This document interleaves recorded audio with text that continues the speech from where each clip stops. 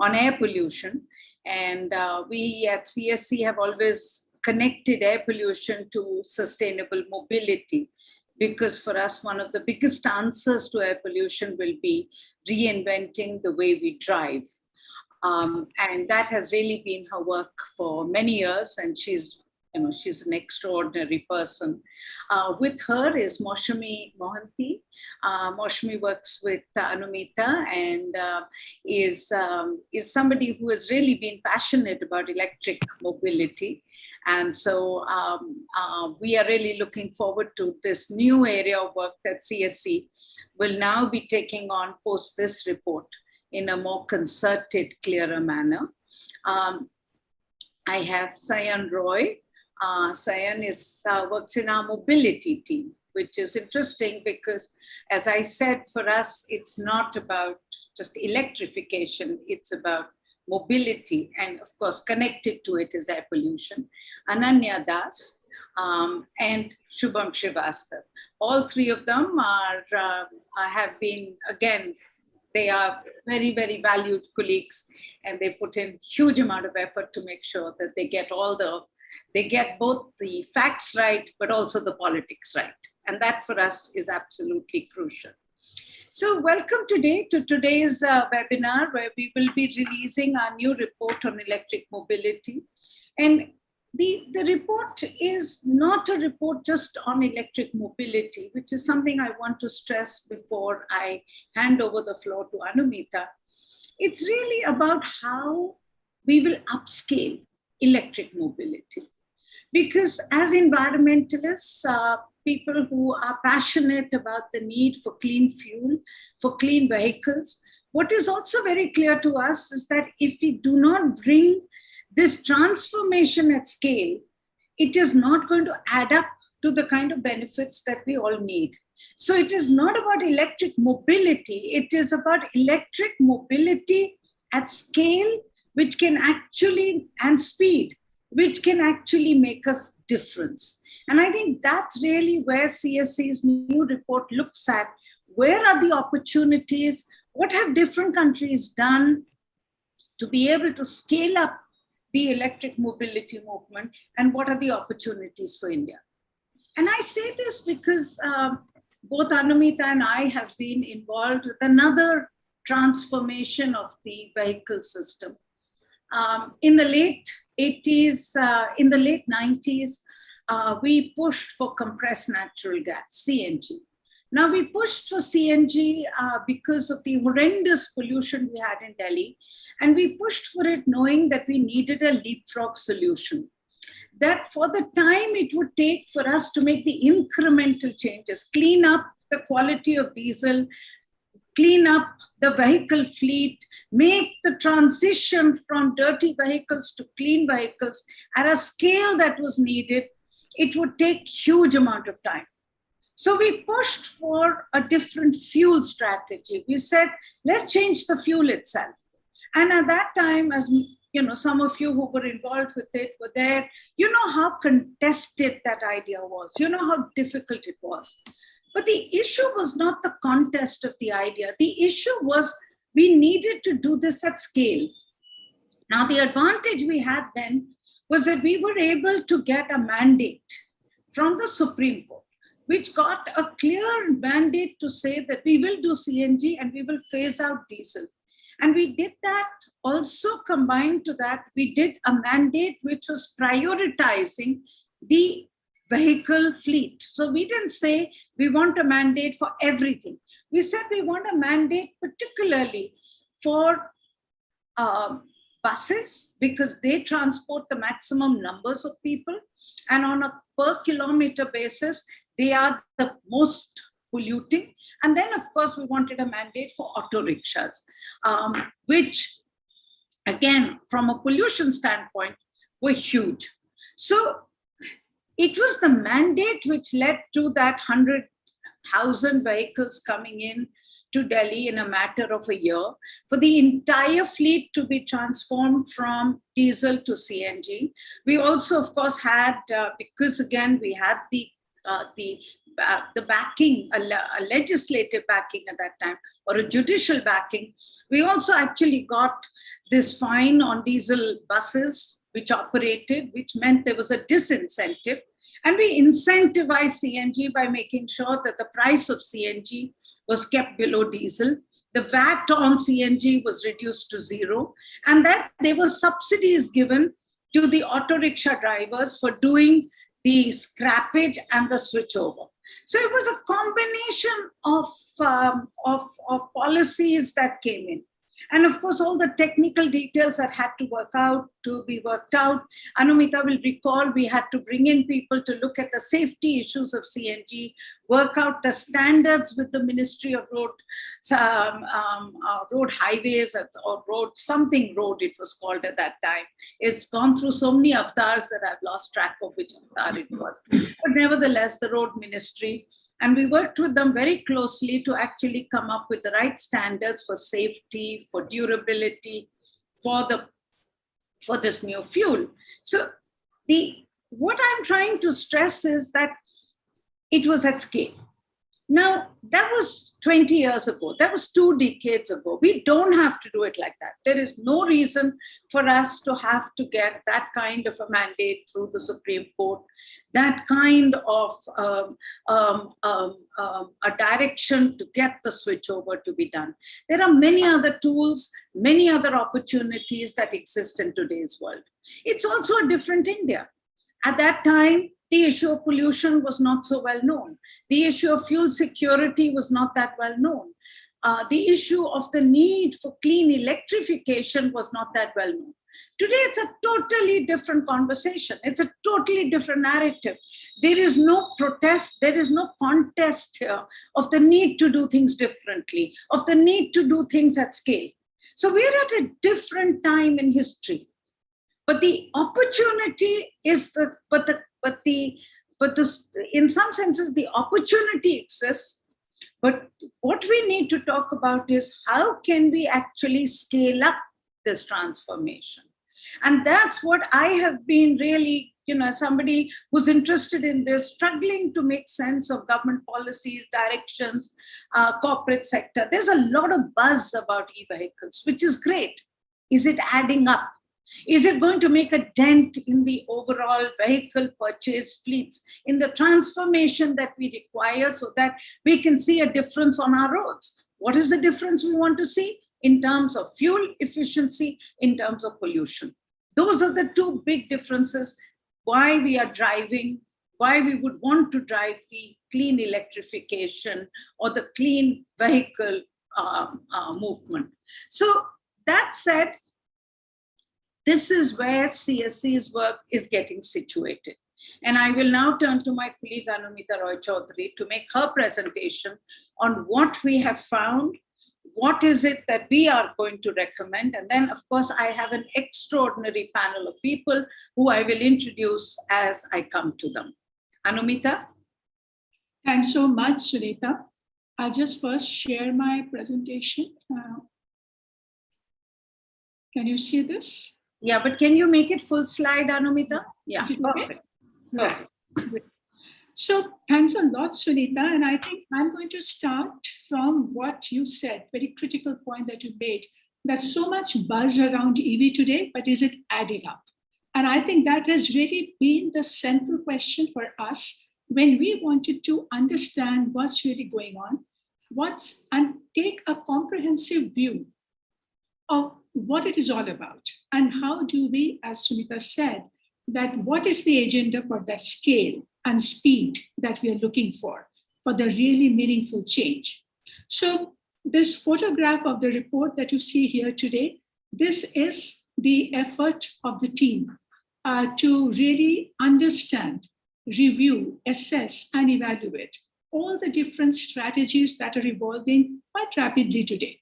So let me give you a glimpse of some of those, a little bit of learning that we have been able to gather. And that's what we would really like to share with you today. So now there's so many different elements to it, and I'll really try and rush through this as quickly as I can. 20 minutes, that's all. Yes. I'm going to cut you short, okay? Absolutely. So clearly the context is very clear to everyone, and I'm not going to read the fine prints, but very clear that there's a huge, big environmental agenda to tame the toxic air, reduce heat trapping gases, energy guzzling in the sector, but that's also going to be pretty tough because what the International Energy Agency is telling us today, that how the energy demand for road transport is going to double over the next 2 decades. And it's going to be a very rapid increase. And what is really going to be quite dramatic in this is the road transport. If you really look at the oil demand and how that is going to increase till 2040. So the road transport demand is just has an overwhelming impact on how it is going to be in the future. But what is interesting is in that trend, that when you're looking at that, how the pollution and heat trapping gas emissions, they are going to play out. So at the current level of policies, what HAI is projecting is that even if there is a reduction, some reduction in local air pollution because of the way we are going to improve our internal combustion engine, but what is still going to increase significantly is the CO2 emissions. And that's clearly tells us that there's a big agenda for co-benefit, that especially in this climate constrained world, we cannot afford to do that. So we really need very big, deep cuts as far as transport sector is considered and concerned, and in all vehicle segments, just not in one. So it's the buses, 2 and 3 wheelers, freight, passenger cars, all of them. So keeping that in mind, the key question for us, the way we are looking at it and understanding it, that there seems to be some kind of an inevitability in this transition. Because when we are looking at it from the perspective of the global scale, how the major markets globally are going to transform because of all these net zero goals that everyone is setting. In fact, if you look at this 126 countries, when they're pledging for carbon neutrality, that means half of world's GDP. And within that, 20 countries have already said they want to be 100% electric vehicle. They want to phase out internal combustion engine. Now, if that is the case, then you can imagine, can Indian industry remain insular? Can our market remain immune to that larger global trend that is taking off? Now, we also understand, if you really look at the way the global market is going to change, that from the current 5% to 60% of that EVs are going to be that big a share of the total sales by 2030. And so the whole battery capacity that's going to expand accordingly. And more important, that what we are noticing, that is just not the regulatory action in different markets, but also how the global automotive companies are also announcing their voluntary commitments to move towards 100% electric vehicles by 2040.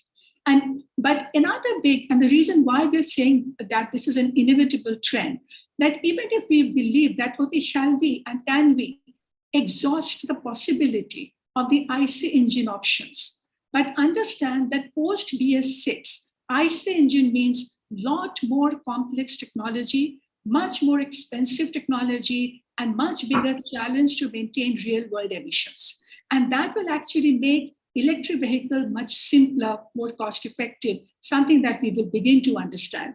And even more important, electric economy is just not part of an environmental agenda. This is also going to be a big part of our industrial policy. So are we prepared? Are we prepared for zero emissions? Now, the first big challenge that we notice is that we have no clear target. We have heard this ministerial announcement of 30% electrification by 2030. We have heard about Niti Aayog's, which is more granular in terms of vehicle segment-wise, that how much electrification should be targeted by 2030, but none of that is backed by any regulatory mandate. And therefore, there is no long-term policy to even tell us that what are going to be the milestones in each strategy that will enable that kind of transition. And also we have seen automotive industry's own roadmap, talking about 100% electrification by 2047 and new vehicles by 2030. But we do not know again how much of that is really possible.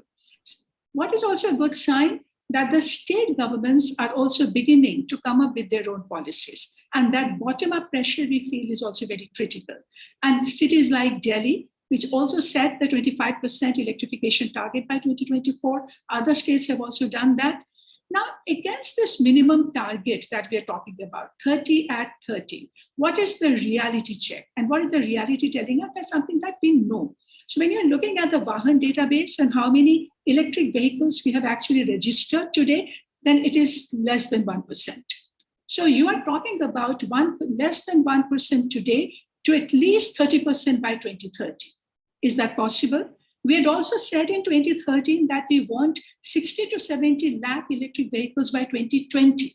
But as of today, we have got little more than 6 lakh. That's where we are. So how do we do that? Now, this means that last decade, even though, because we were growing from a very tiny speck, so we could have at least 45% compounded annual growth rate. But now to get to that 30%, you have to maintain that kind of a growth rate, but with a much bigger volume. So with now what we are seeing annual growth, that only after the FAME 2 that you begin to see the numbers growing, even though still very small. And this is the way all segments will have to grow quite significantly over the next 9 years. And today, whatever we have, it's spread so thin across the states that they just cannot make any impact. They cannot catalyze the market anywhere. So clearly what we are finding that EV policies currently are not designed for sale. But a lot is happening. The government, ministries, departments, state governments, they're all working on different strategies. We cannot say that no one is doing anything because several policies are taking shape and very quickly. So what we are therefore saying that if we are asking for scale, then where are the accelerators? And that is the more critical question for us to understand. So we have the handle on the accelerators, but are they designed well for acceleration? So I will go very quickly through these 5 and 6 of them, which we consider to be the key accelerators. So incentive program, production-linked incentive, fuel economy regulations, charging and battery ecosystem, financing strategy, and state-level policy. And can we have a mandate? So if we look at the incentive, and everywhere what we are finding, some steps taken, and yet a lot of issues to be addressed. Now, FAME incentive, we know, if you look at it is designed for 15 lakh vehicles. But if you look at currently, FAME 2 is also delayed. It has so far only 6% of the planned fleet target. That's what we could register as of now. So even on what we have set to achieve, what we have achieved, I mean, there's a big gap. And so it's too small still. And but it's designed well in the sense that it is targeting the key vehicle segments, the 2-wheelers, 3-wheelers, and public transport and commercial vehicles. That's where the big environmental benefits are. But we are also noticing that this is first with the FAME 1, and that told us that how it is important to design the programs very well. So FAME 1, which we already understand, was very poorly designed. It lacked focus, and the resources were spread too thin, and the incentives were diverted to inconsequential, ineffectual technologies like mild hybrids. But FAME 2 is a lot better.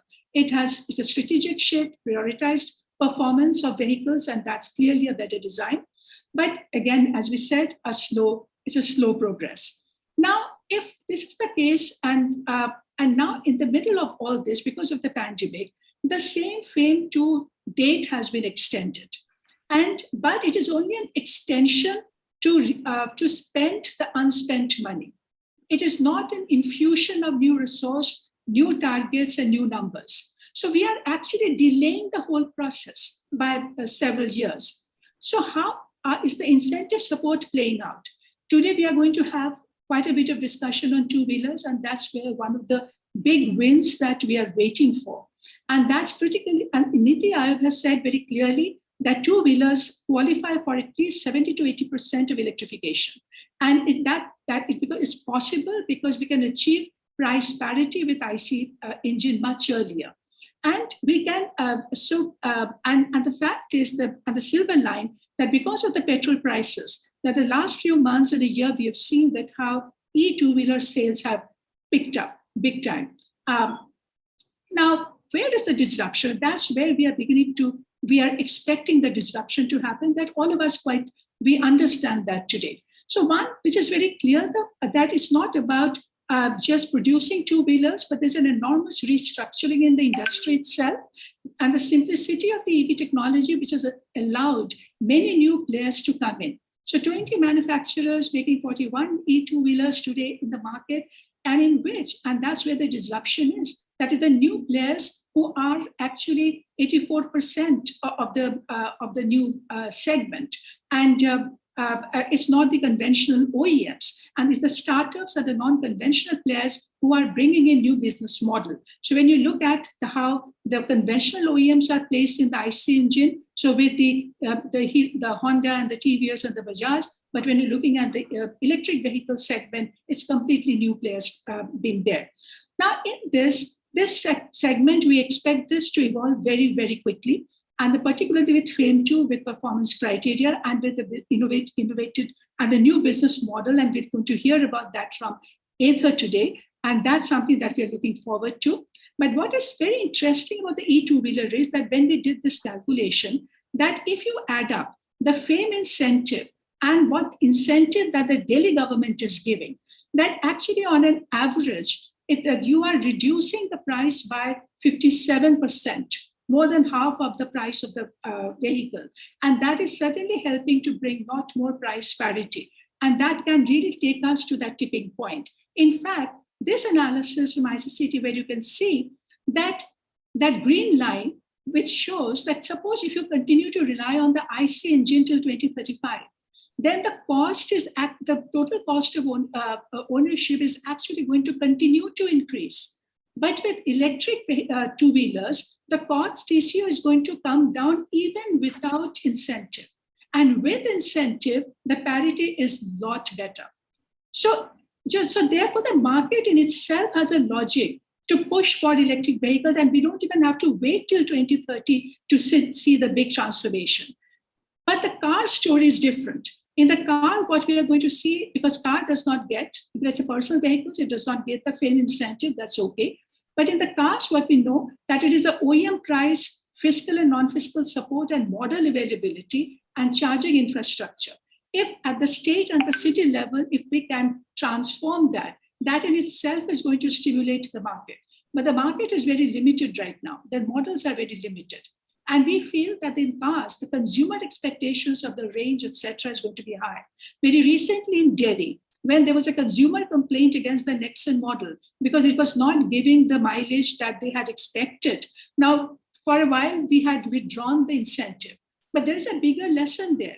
Actually, you need to improve the vehicle certification and testing method to reduce the certification level and the real world performance. So we need more structural response to that.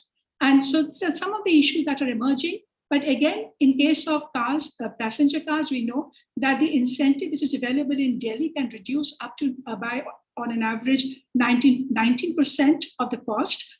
In case of commercial cars, where both FAME incentive and Delhi government incentives are available, another 32% reduction is possible. They come close to the parity, but some models can continue to still remain higher than the IC engine, but this is doable.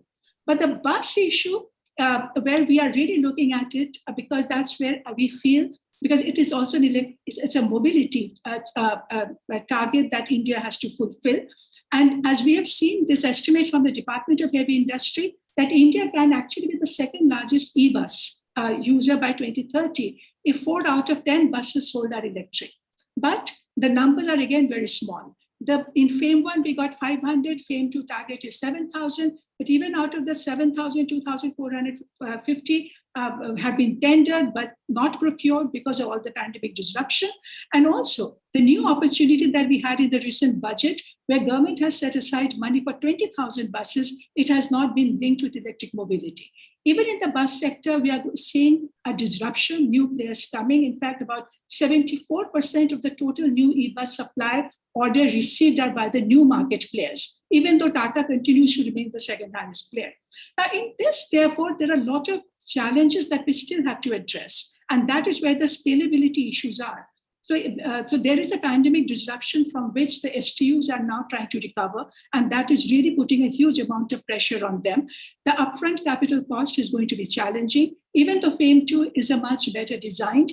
And there is a new amendment, and we are going to hear from ESL today that this whole demand aggregation model for concentrated effort in 9 cities, that how can that be leveraged and that's something that we are all looking for.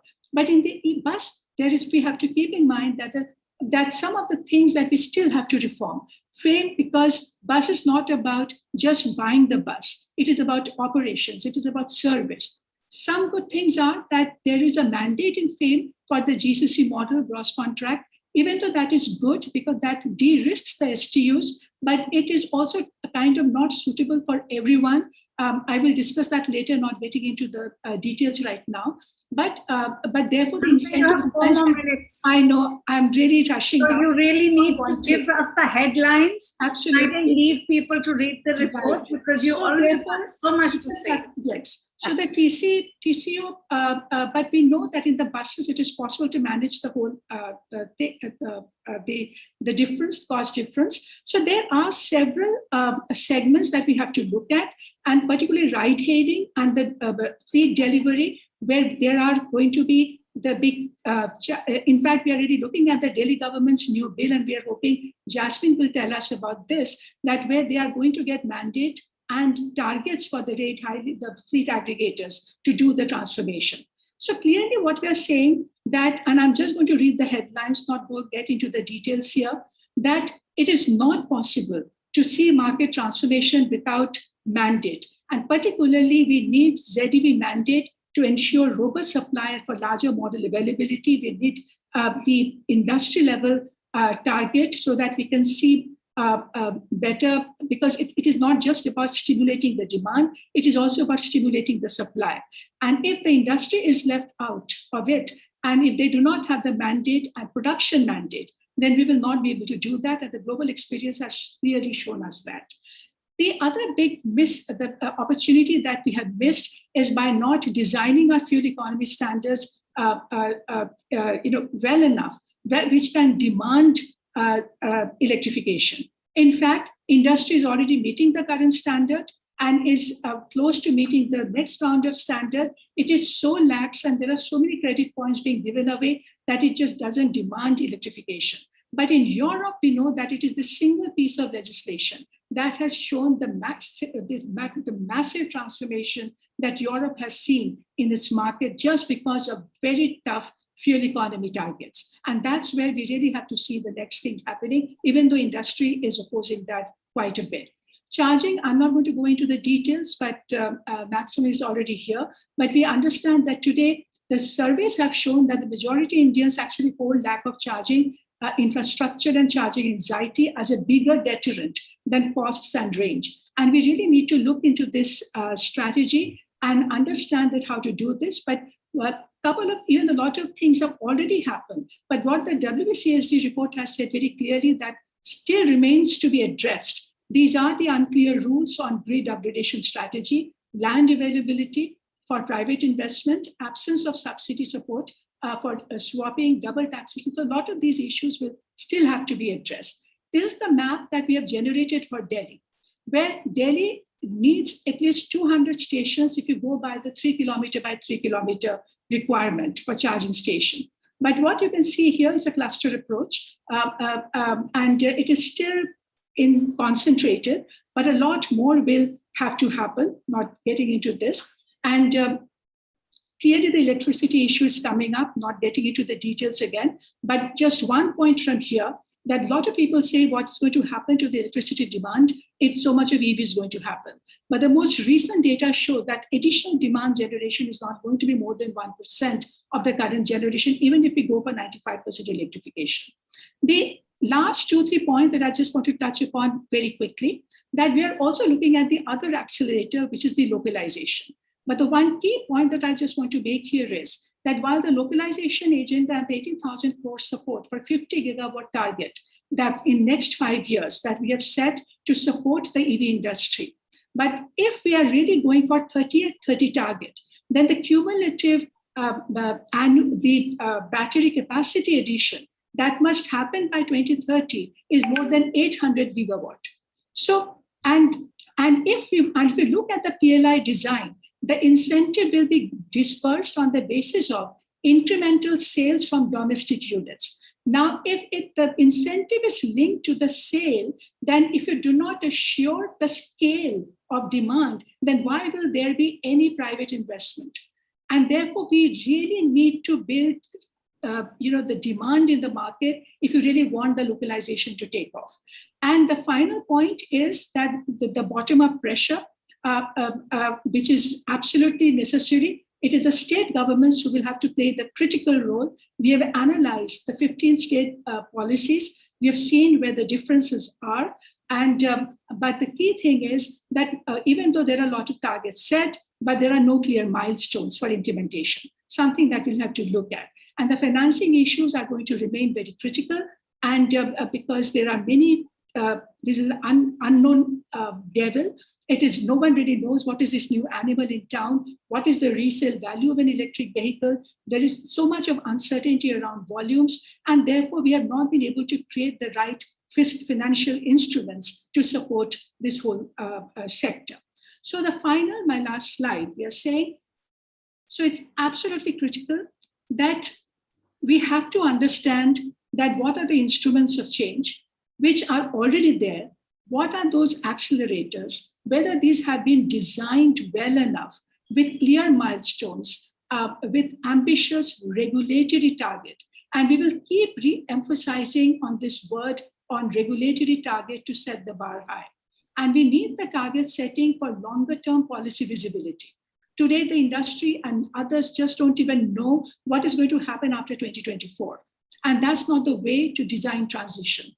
And we need targets, vehicle segment-wise, for charging, for production facilities. We need zero-emission mandate to upscale, and we need to consider production-linked credit regulations and center and state level action to define the milestones for each strategy for time-bound implementation, and that will have to be measurable and verifiable. The devil, as we said, is in the design of its strategy, but just keep one last point in mind, that with tighter CO2 fuel economy targets and post-BS6 emission standards, it will be more cost effective to meet those targets with electric vehicles and not with ICE engine. And that makes the transition inevitable. And let's do it sooner, and the sooner we do, and more delays mean higher costs in all sense. So with that, Sunita, I'll end here very quickly. Thank you, Anumita. Yes. I mean, Thanks. as all of you can see, Anumita has so much knowledge, information, and foresight in the report. Please download it, please read it, and we promise we will continue this conversation. But for now, let me move to the panel. I have, as I said, we have an amazing group of people. I'm first going to invite Jasmine. Jasmine Shah is the Vice Chairman of the Delhi Dialogue and Development Commission. And Delhi is particularly a forerunner in this because it has set a target, as Anumita said, of 25% electrification by 2024, which is pretty much around the corner. So Jasmine is in the thick of this, designing the policies, strategies, and for the moment he's on road to the airport because of the rain. He had to leave earlier. So Jasmine, thank you so much for, in spite of that, taking the time to be with us, and we look forward to hearing from you. Thank you. Hi, thank you so much, Sunita and Anumita, for inviting me. I hope the audio quality is clear. Very good, actually. Excellent. Okay, great. Thank you, and my apologies again that I had scheduling issues, but very sort of insightful to hear the analysis that CSE presented on the overall sector.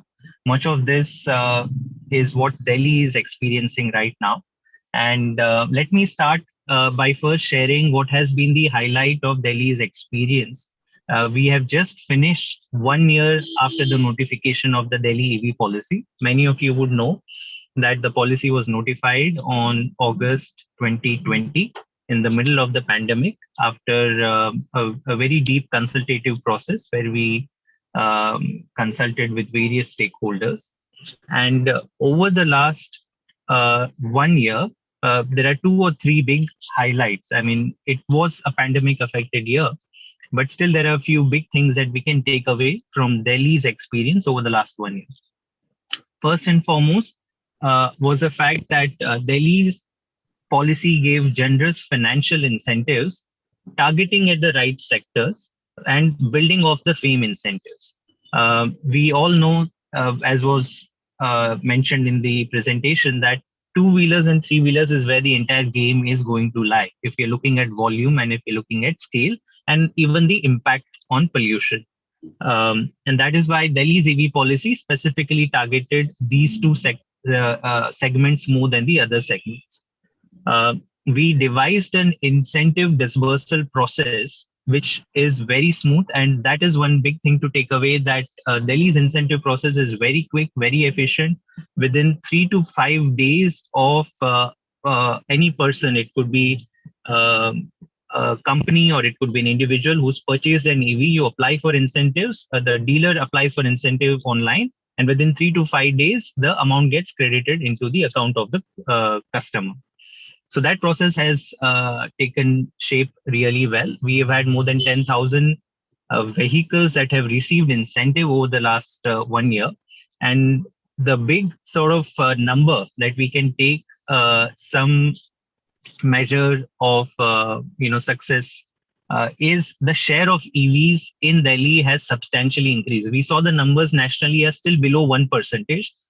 Last year, I mean, if you look at the year before August 2020, the share of EVs in all the new vehicles being registered in Delhi was 1.2%. As on August 2021, that is at 3.3%.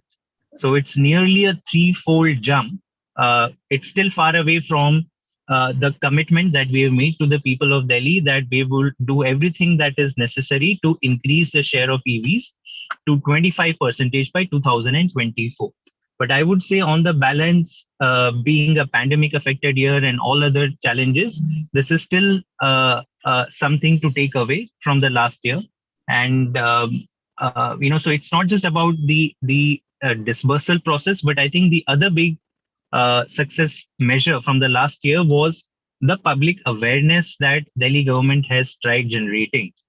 We ran a very visible awareness campaign called Switch Delhi, encouraging people to transition from polluting vehicles to electric vehicles. I don't think any state government has invested in a campaign which had TV ads, hoardings, print ads, a lot of outreach towards RWAs, different segments, two-wheeler, three-wheeler, four-wheelers.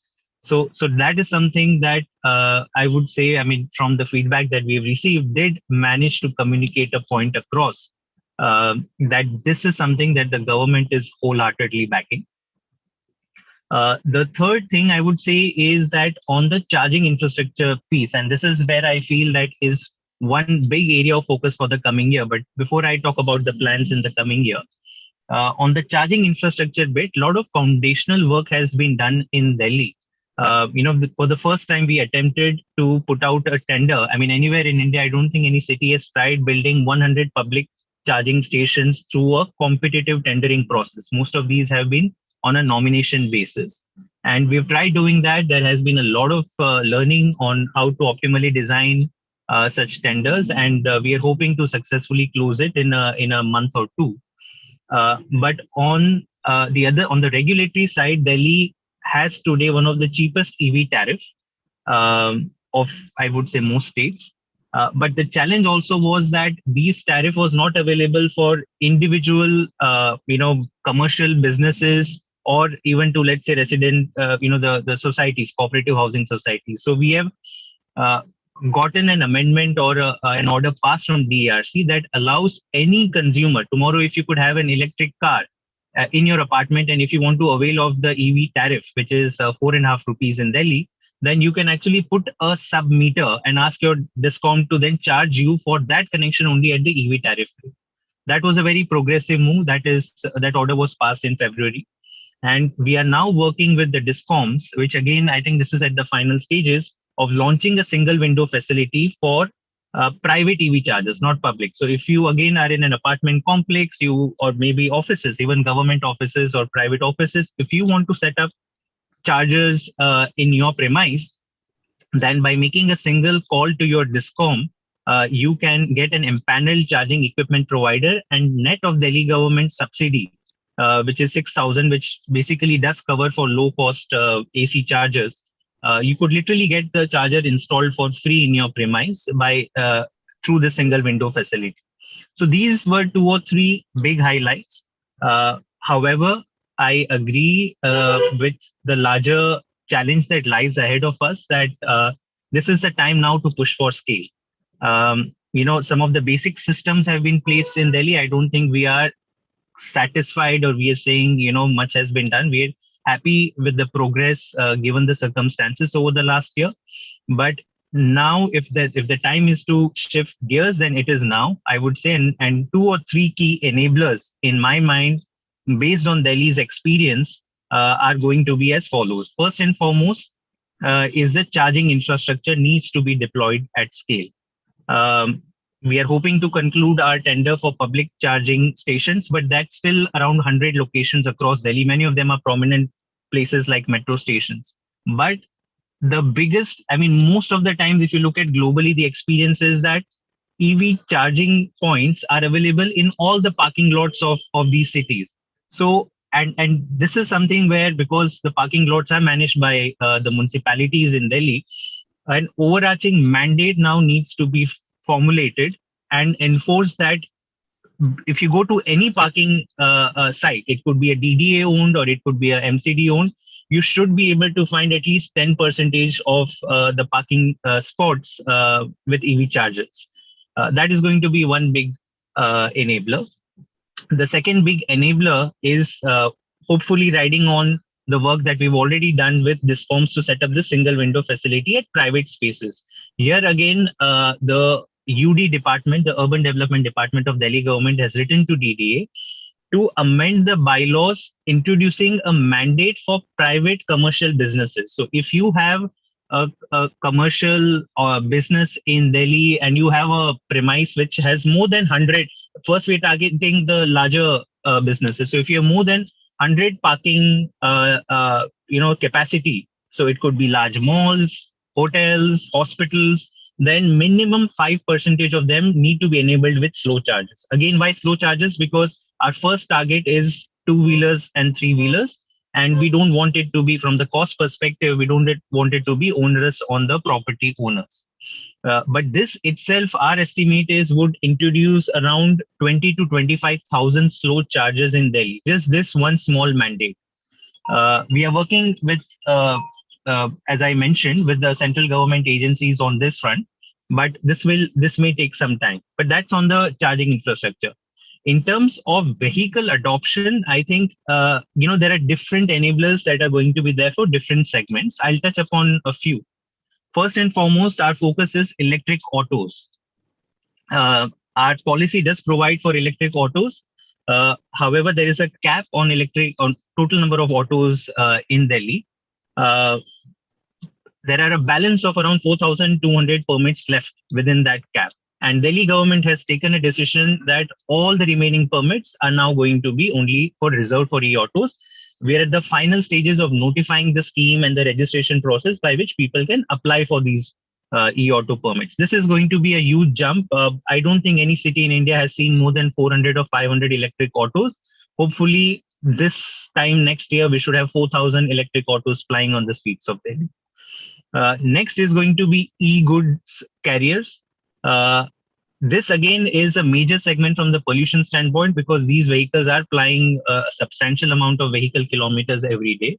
And here the biggest complaint or the concern that we hear from businesses is that allow us to ply these, because the upfront cost is still a little higher in these vehicles, allow these to be plied throughout the day, rather than the restrictions right now that are there in Delhi, that they can't be running during peak hours. And Delhi government has taken a very favorable view of this request, and we've said that even for a limited time, what this segment needs is a catalyst, a boost. And if you say that even for 1 year, for the next 1 year, if vehicles want to register as owners want to register as e-goods carriers and ply, then allow them to ply uninhibited. But again, Delhi Traffic Police in this case has taken a slightly conservative view. We are talking to them. Hopefully, this is going to be an important catalyst for this segment. For 2-wheelers, we talked about, this is the mass segment, of course, and I think the space is right now looking really good. with the launch of new vehicle models, new exciting, and these are really good performance models. And as was mentioned, with increased FAME incentive as well as Delhi government incentive, I think the economics of this segment are soon going to start appeal to consumers. At the same time, Delhi government for commercial, businesses that are in the delivery business, we are going to. I mean, our policy talks about it, but finally, the enabling regulation is soon going to come about, which is some kind of a mandate for commercial businesses who have two-wheelers, delivery, food delivery, and other kinds of delivery to start shifting a percentage of that fleet to electric. We're already in talks with many of these fleet operators, and I think the signal so far is quite positive. So we should see a big movement on this front. Another big segment that will shift in the next few months is the government car fleet. And again, I think in the car space, there are reservations that private car owners have, but at least the commercial fleets, and that includes government fleets as well as others, there is no reason they should not be able to change, but government needs to walk the talk. Again, in February this year, Delhi government, I think, was the first government that actually mandated that a time-bound transition of its entire fleet to electric, the hired and the leased cars. The timeline has been extended due to the pandemic, but I would still say that in the next 6 months, you will see a huge shift in Delhi government departments in the car space. And finally, the buses is where, again, I feel is a prime segment in the year to come.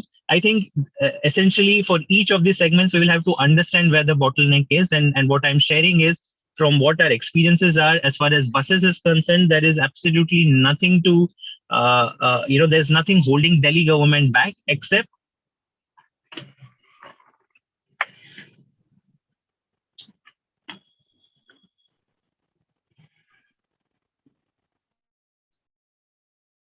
Jasmine, being on the road is tough. But Jasmine, you have disconnected at a particularly tantalizing time. Yeah, we wanted to know about the buses. Yeah, nothing is holding the Delhi government back, but and we want to hear why.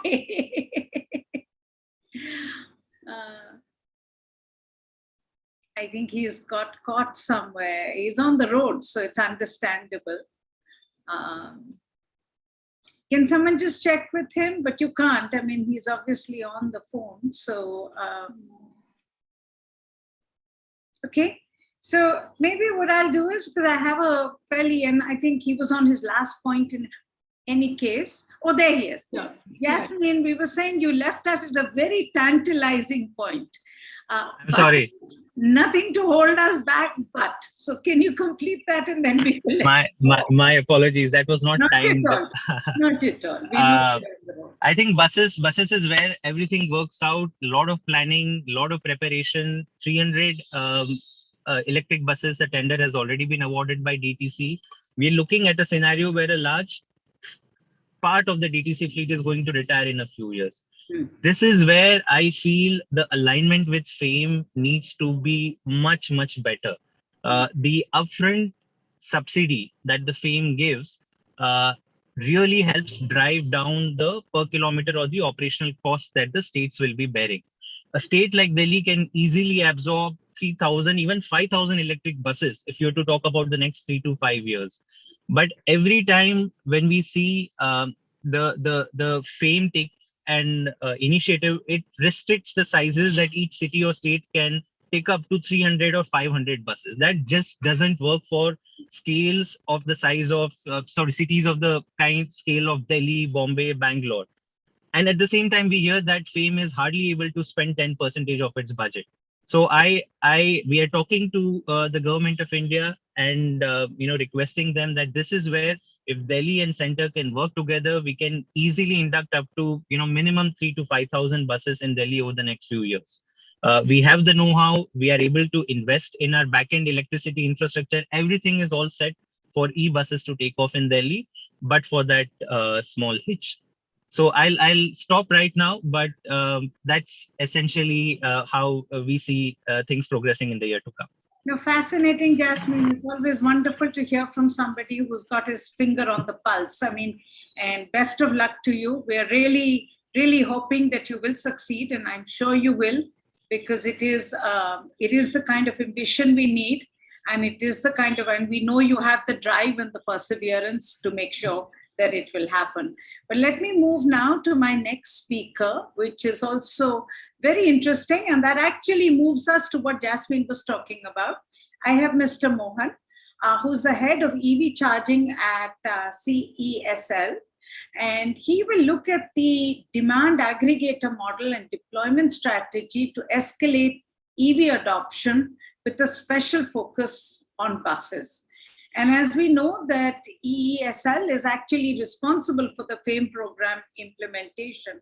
So I think a lot of the issues that we are discussing, Mr. Mohan would be able to help to explain these to us better. Mr. Mohan, please. Thank you, Sunita. Thank you, CSC, for the opportunity. And it's a pleasure to be part of this panel discussion. Thank you, Jasmine, sir, for a brief on the EV initiatives.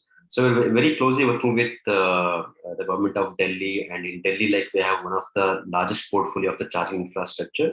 I'll just take a minute, like, what are the initiatives that we have done in the city, Delhi city. So in Delhi, we have built up more than 140 public charging stations, of which 76 stations are fully functional and operational. And most of these stations are built for electric cars and the 2 and the 3-wheeler segment. In Delhi, like, these stations are being operational from last 18 months time. And some of the key statistics on these operations are, we are touching more than 11,000 transactions every month. And we are almost like catering to more than 300 to 360 electric cars every month. And most of these stations are accessed by the state mobility partners, and some of the mobility partners like Triple E Taxi, E-Prakriti, Meru. So these are some of the clients whom we are serving the public charging stations. And here, like, although we understand, like, the utilization from these stations are a little lower, some of the charging stations are touching more than 62% utilization every month, and the lowest being the 2.6%. There are certain concerns which leads low utilization from these charging stations, but nonetheless, we hope once we have more number of electric cars on road, these utilization would still grow, which will ensure there's a profitability in the investment in the charging infrastructure is concerned. And specifically, like, coming back on the electric bus initiative, in the last June 2021, there was a corrigendum issued by Department of Heavy Industry under FAME 2 scheme, where ESL has been given the mandate for aggregating the electric buses across 9 cities with 4 million plus populations. So we understand the incentive which is presently available under the FAME 2 is 3,575 crores, which can cater to 6,500 electric buses in these cities. So one of the key issues which we found in aggregating in the earlier the FAME allocation was they were unable to spend the allocated incentive to the state transport unit. So we're trying to bring out a concept of the grant challenge. So we are trying to understand how properly we can aggregate the demand across these cities with the consultation with the state transport unit. And the basic objective of the grant challenge is to reduce the marketing cost for cities. The methods of reducing the cost could be like, we're trying to homogenization and aggregation of demand through standardization. And also we're trying to ensure there's a bankability of the aggregated demand. And the third, we're trying to institute the best-in-class practices for practices and operating standards. Some of the key benefits like which we foresee in the grant challenges, so probably would be able to get a lower price to this aggregated demand. Reduction of close to 10 to 15% is expected, and we're able to access the FAME 2 incentives, and probably we could channelize these funds to the OEM partners and to the state transport unit. Also, we're also trying to work on some of the carbon credit monetization and also the air quality improvement monetization to this aggregation concept. So we're in process of consultation with the state transport unit as of now, and this grant challenge document is almost under completion now.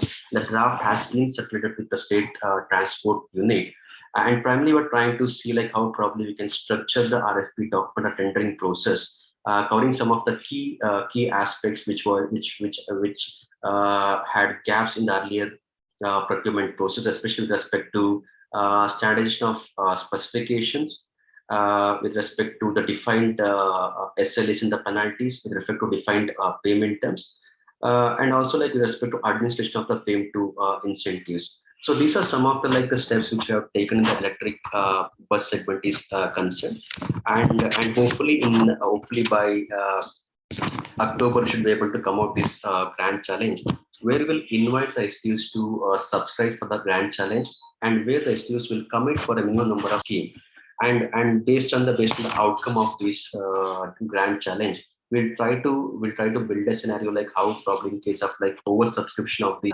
STUs. We're trying to see like this would benefit the state transport unit in lowering their operating costs substantially, so they can earn more revenue per kilometer electric buses travel. So we're trying to define some of the mandatory criteria for the STUs also, keeping in mind the requirement or request from the OEM partners with respect to the standardization, with respect to the payment security, with respect to the SLAs, with respect to the penalties. So like based on the acceptance by the STUs, these the modalities of the grand challenge would be finalized. And coming back to like the under mandate which ESL and CSL has received is the demand aggregation for the three-wheelers. So presently we have come out with an procurement of 100,000 three-wheelers across India, and basically we're trying to have build different use cases which could especially for the passenger and for the loaders. And loaders could be used for the disposal or the garbage disposal and collection and disposal arrangement, and the passenger for the last mile connectivity. Presently this process is live, and we have invited companies to participate in the procurement process. And based on the procurement results, we'll be structuring an lease financing model to the urban local bodies and to the institutions, so we can start leasing out these electric three-wheelers for their requirements depending upon the use case which they like to have from this unit. And just touch upon the two-wheeler initiatives which we are currently working. We're working with the state organizations where to aggregate the demand for electric two-wheelers. We know like India constitutes the majority of the automobile in India is mainly for the two-wheelers. We see there's a large scope for two-wheelers also, but the financing is one of the key issue in enabling or upscaling the two-wheeler adoption in the country. So we're trying to work with some of the state organizations here, with where the state organizations are building up this aggregation across aggregations, and for employees, and also for the e-commerce company. Here, unlike a regular procurement process, we are trying to build the concept of the registration through an empanelment process, where we're encouraging all the OEM partners to get registered through an empanelment process, where they would be given an opportunity to list their electric vehicle model, where they could quote like what is the price they would like to offer to the consumers. Then ESL and CSL is trying to blend that the subsidy which is presently available under the central FAME scheme and also under the state scheme. So we'll be giving out this pricing to the end customer.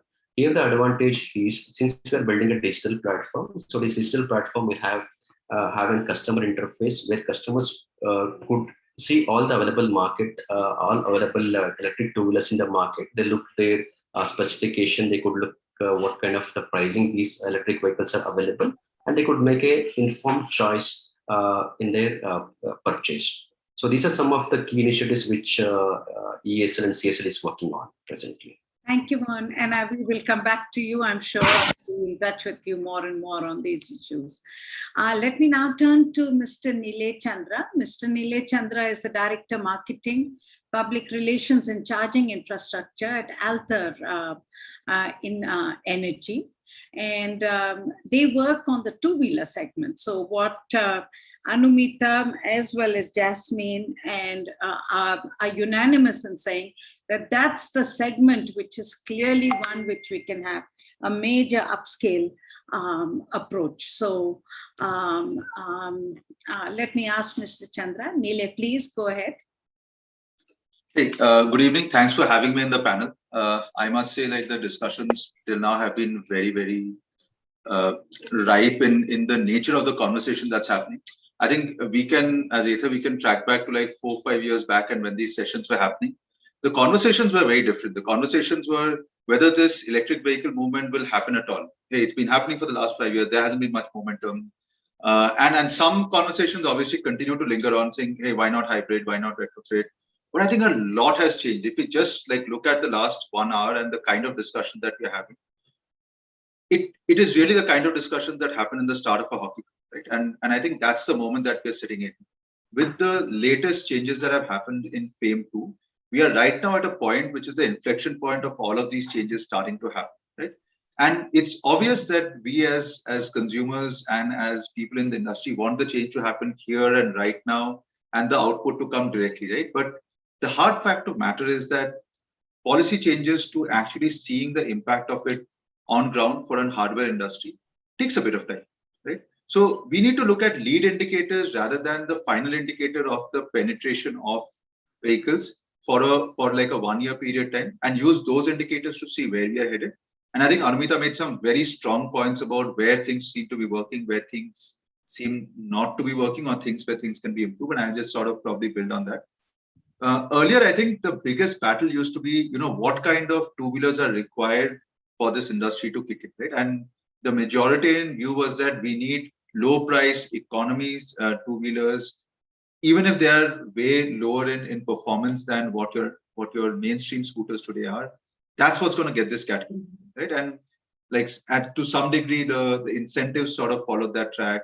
But I think over the last 2-3 years, one thing that has got established is that it is more of the better performing two-wheelers that are going to make this industry move ahead, right? At least one of the debates is over, right? Because it is a bunch of these debates which keep us from moving ahead to one particular direction and making policy or strategic decisions to a direction. So I think that's one decision which I would say the government, the industry, and the consumers have together being able to take, and which is something that we've been harping on for a really long time. To say that no matter what we do as government, no matter what we do as the industry, if finally the consumer does not have a better offering out there, then the consumer is not going to ship. And while forever better, carbon footprint benefits were always there with electric vehicles, but the consumer really moves with something that's tangibly something that they can see here and now as their own benefit. And that has happened with the movement towards high performance vehicles. The second problem was, as I think Jasmine mentioned earlier, is the difference of the price points between a petrol scooter, a petrol two-wheeler, and an electric two-wheeler. And I think with the FAME 2 and the state subsidies, with states like Delhi, states like Maharashtra chipping in, I think that's been the second fundamental change that's happened, with Delhi a year back and in other states probably like a few months back, right? And I think that's a second shift, because from a consumer point of view, no longer is this decision criteria a big decision to take from how much am I going to spend. Even if there's a difference of, let's say, 10, 15,000, 20,000, let's say, the prices of petrol that are there today, on which there is no indication that it would come down, sort of ensures that the total cost of ownership for the customer is something that they can see within a 1.5 year time point. And I think that's a second leg of what's got this industry moving. And the third thing that has at least started the conversation going is the direction that both the central and state governments are taking. Here is one instance where both central and state governments have univocally given a direction towards the move of electric vehicles by virtue of the kind of policies. So I think these are three things which have helped this industry get a kickstart. You hear about a lot more companies talking about getting their products in, doing high volumes. The supply ecosystem is now looking at this industry to saying that it's no longer a space where I can wait for a lot of years. I need to be partnering with somebody today if I want to have a play in this, right? And I think that's a big shift, because historically we've had a lot of partners who have been willing to experiment, but really not willing to invest completely. But now we are seeing that change happening, which means that the early stage, which is the supply ecosystem developing, is something that we should see in the next 2 to 3 years happening even more than what we already have. The second bit is the charging infrastructure. And I think a lot has been said, and I'm aware that Maxon is there following me, so I don't want to steal the thunder from him. But I think that's the second space where a bunch of things have happened and a bunch of things need to happen, right?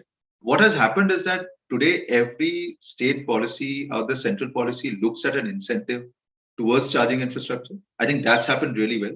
But when you look at standardization and when you look at is a single infrastructure going to cater to all two-wheelers, is a single infrastructure going to cater to all four-wheelers, I think that's a journey. It's been a journey that's been underway for a while.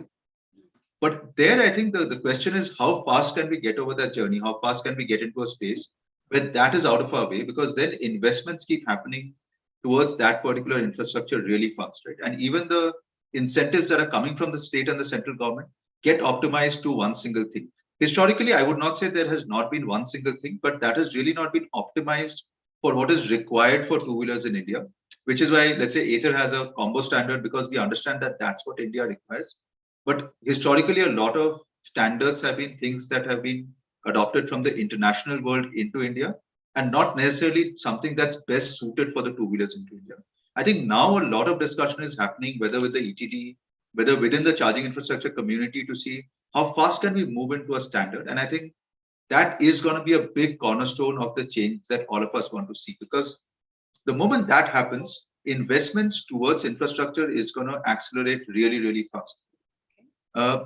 Every infrastructure is going to need a certain bit of push. And while different things like the state government of Delhi mentioned, like Mr. Mohan mentioned, are really pull driven.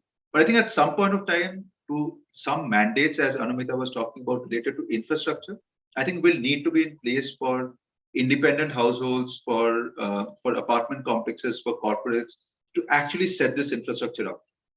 Instead of trying to make a charging infrastructure work for everybody, all types of vehicles on day one, I think we should focus on the one which is the easiest and the highest return, which ends up being two-wheelers. Maximum number of vehicles that are going to come into the fold, and the easiest to put in terms of the amount of load that's required, in terms of amount of space that's required, etc., etc.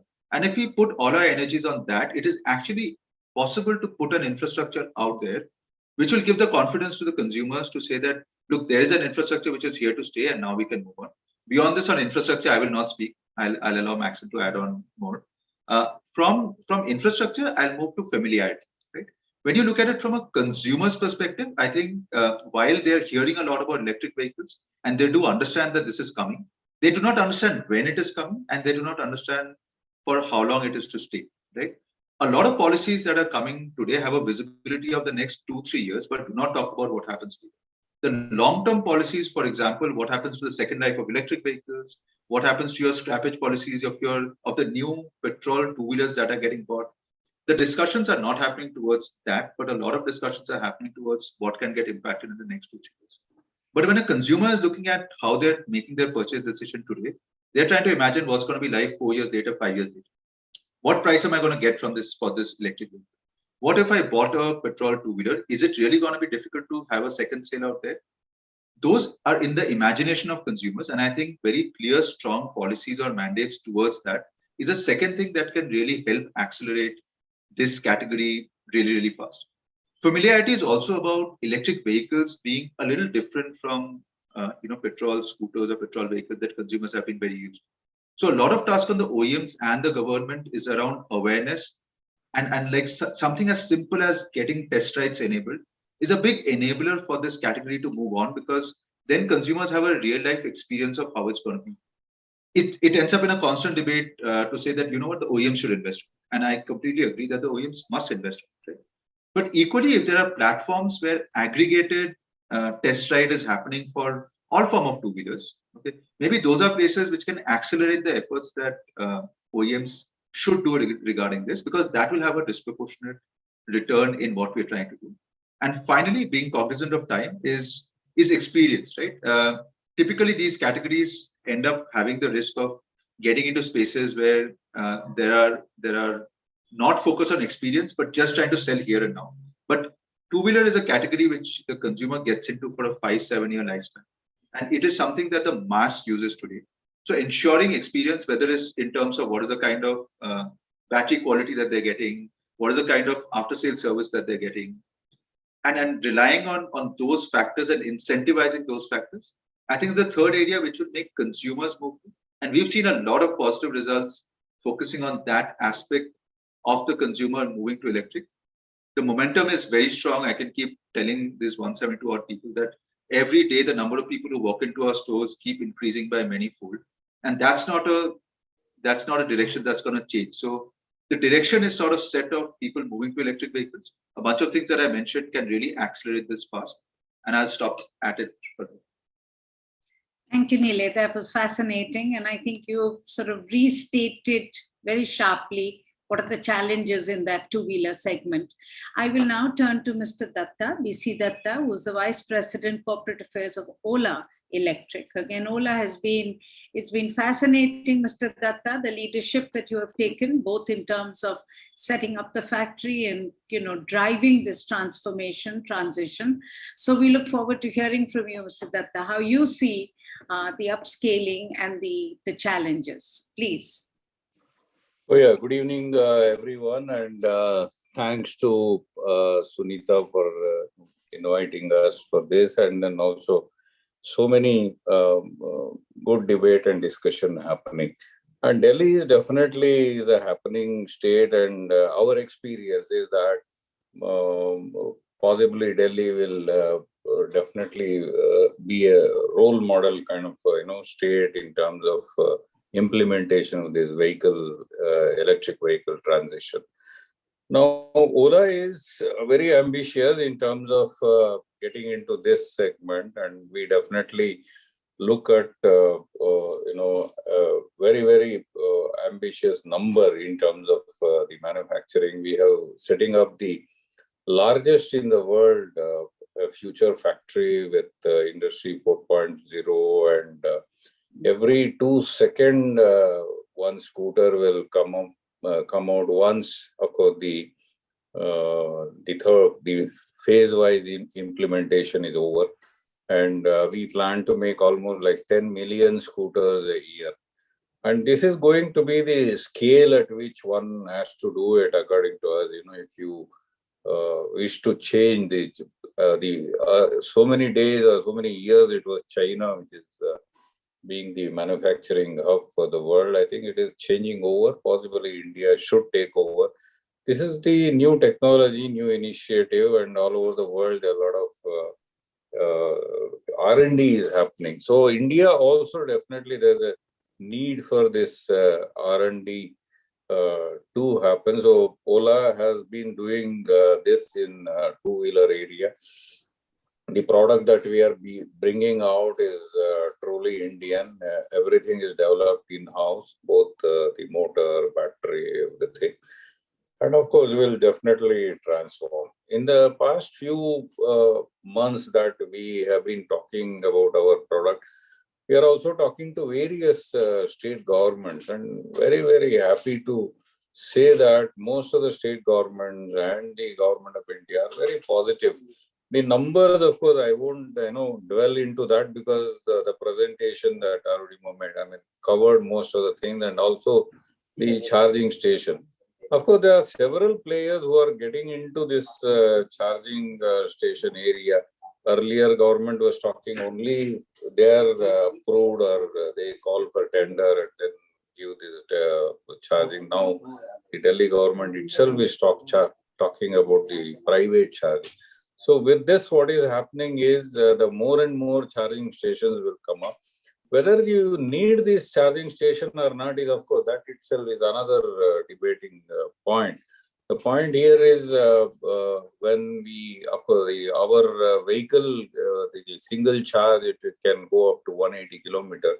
Such being the case, a private user, whether he is traveling from home to office or a shopping or a temple or wherever he is going, a shorter distance, whether from metro station to back home or to office, definitely the kind of distance that we are giving per charge, he may not need it, and he can go home and then charge it. So such being the case, the charging stations are definitely required for the delivery agencies like Zomato or Swiggy or Flipkart or whoever is doing these kind of deliveries. Definitely this kind of charging stations is required. So we are also asking the state governments to make sure that there should be a law in terms of insisting on these delivery agencies to convert themselves into electric vehicles, so that the emission, of course, gets reduced and more vehicle can be sold in that area. Definitely it adds value. So another most important thing that is happening, as Mr. Amitabh Kant also, he was talking to CM in their annual session. He was saying that there's a major disruption happening. There are a lot of startups are coming up and then they're definitely taking over. All this will happen because the existing two-wheeler players, whoever are there now, are not getting into seriously into this segment. Possibly, that's what we have been seeing for the last few years. Though the Niti Aayog and many agencies, government agencies, have been vocal on bringing this new technology, nothing has happened. And also the number has been, as explained, what kind of percentage has been sold in the past few years. So that definitely is going to go for a sea change. So more and more players will come, the R&D will happen in India. More players will definitely, from the startup category, will definitely disrupt the whole market and the segment. As has been explained by the previous, speakers here, the two-wheeler is the area where definite changes are happening, and Ola will be in the forefront of this. And we expect that the number should go up in one day. 24 hours, we could able to get a booking of 1 lakh is a definite sign of change that is happening in India. And also we have been listening, hearing, getting the information from all over the world. Whoever has seen the Ola video on the YouTube are coming back and seeking a lot of information and the product itself. So very positive. We only look forward. This is also, if you see the video, Bhavish is giving a call to all the industries and the customers, saying that 2025 onwards, there should not be any sale of petrol vehicles in the country. We should change. So change, it appears to be, for sure, and it's going to happen. So we all look forward.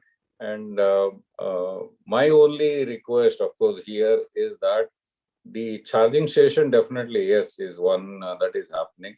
In addition to that, R&D is happening in the vehicle and in the charging area also, wherein the quick chargers are coming up. The other point that is raised is on the pricing front, whether these vehicles are comparable or less or more. It used to be, of course, more, and the distance covered used to be less.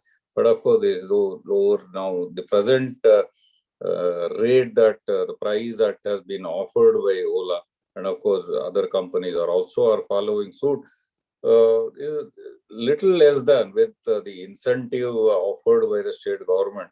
Our prices are less than the petrol vehicle scooters that they are buying, and it also offers a very, very good, economy. So such being the case, definitely we are sure, Ola is very sure that the change will happen, and it's for sure.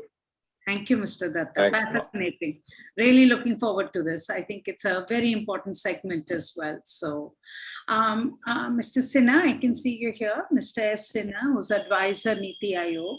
Niti Aayog, as all of you know, has been one of the biggest champions of this, clean mobility and electrification.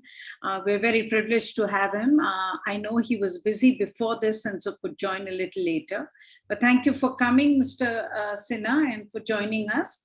And we really want to hear from you on the whole issue of from your perspective, what are the winning trajectories to attain the scale and speed of vehicle electrification? I mean, you are in the unique position of being able to see it happen. So how do you see it? Mr. Sinha? Okay, thank you, ma'am. Thanks to all the other panelists. I was listening since last almost 15-20 minutes. Mr. Datta, Mr. Mohan, yes, Nilay was there. Now, most of the things have been said. Now, we are definitely at the thick of taking the entire electric mobility to that point of inflection from where the adoption becomes a natural course. It is an easy to take it from there. Now, what else is required? How to go in for that scale and speed of electrification? Probably we know all about the ecosystem, the way Niti Aayog, the way OEMs, the way different stakeholders, think tanks, research institutions, all of them are trying to combine together to take this thing forward. That is already there. So maybe if I could just say that a lot of will and a lot of confidence is required. Will on part of the states, the constituent states, to frame their EV policies at the earliest.